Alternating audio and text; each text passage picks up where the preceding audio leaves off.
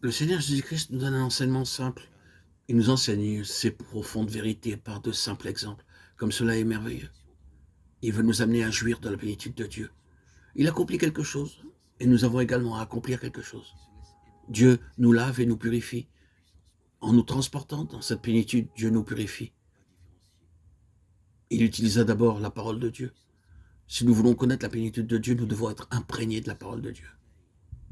Vous êtes purs à cause de la parole qui parle en vous. Ta parole, je l'ai enfuie dans mon cœur, afin de ne pas pécher contre toi. C'est le chemin de la purification, en prenant garde à la parole.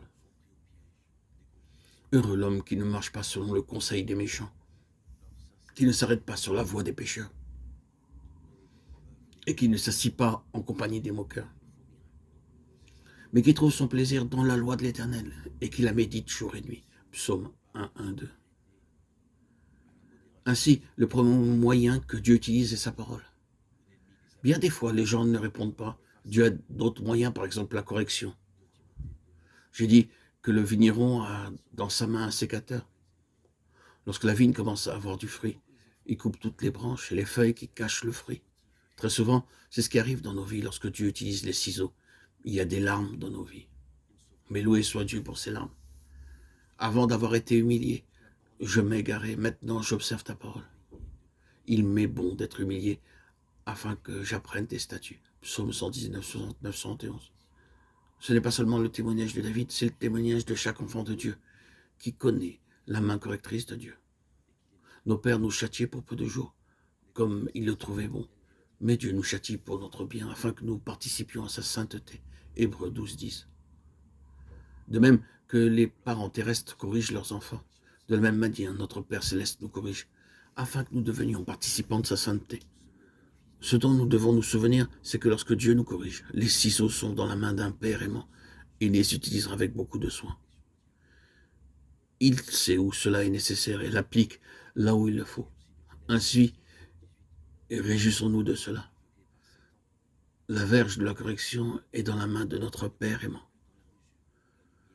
Par sa parole et la correction, il œuvre dans nos vies. Notre part est le repos.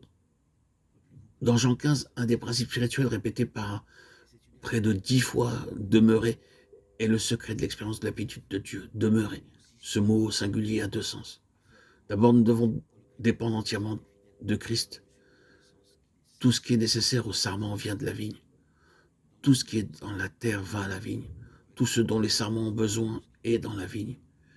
Ils s'attendent à la vigne pour leurs besoins. La vigne ne garde rien pour elle-même, elle le transmet. Ce que le sarment reçoit de la vigne devient du fruit. Christ emprunte cette allégorie afin que nous puissions vivre cela exactement de la même manière.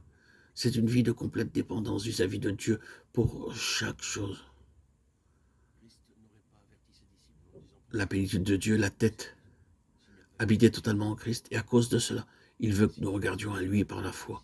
C'est une foi qui s'approprie. Ce n'est pas simplement recevoir ou prier pour cela.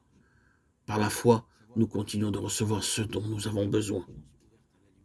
Comme le Père m'a aimé, je vous ai aussi aimé. Demeurez dans mon amour. Si vous gardez mes commandements, vous demeurerez dans mon amour, de même que je gardais les commandements de mon Père et que je demeure dans son amour. Je vous ai dit ces choses afin que ma joie soit en vous et que votre joie soit parfaite.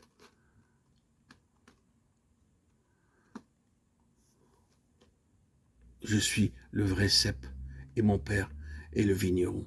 Jean 15, 1, 11.